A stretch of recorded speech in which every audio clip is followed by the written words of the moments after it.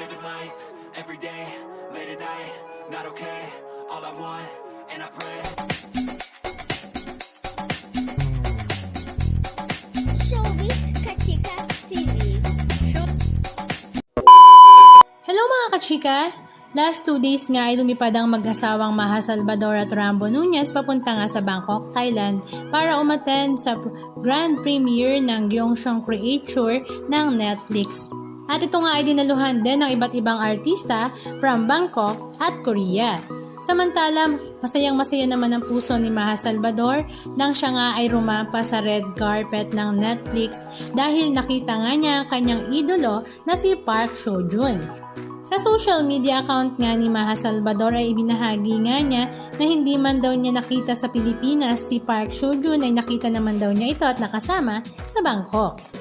At nakakatawang dinugtungan pa nga niya na wait nga lang daw at manganganak siya at very soon ay gagawa na sila ng pelikula together. Marami naman sa mga netizens ang nakapansin na talaga namang napaka-blooming ni Maha Salvador na buntis at talaga namang halatang halata at ramdam na ramdam nila ang pagmamahal ni Rambo para kay Maha. Halika at panoorin natin ang ilan sa mga video clips ganap na kanilang ibinahagi.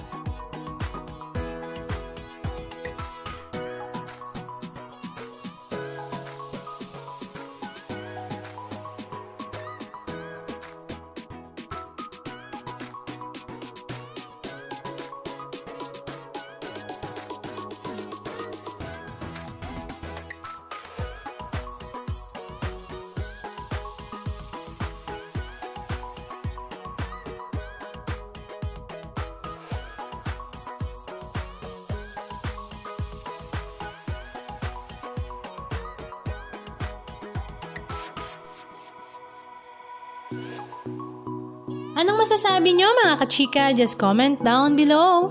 And please don't forget to subscribe. Thank you!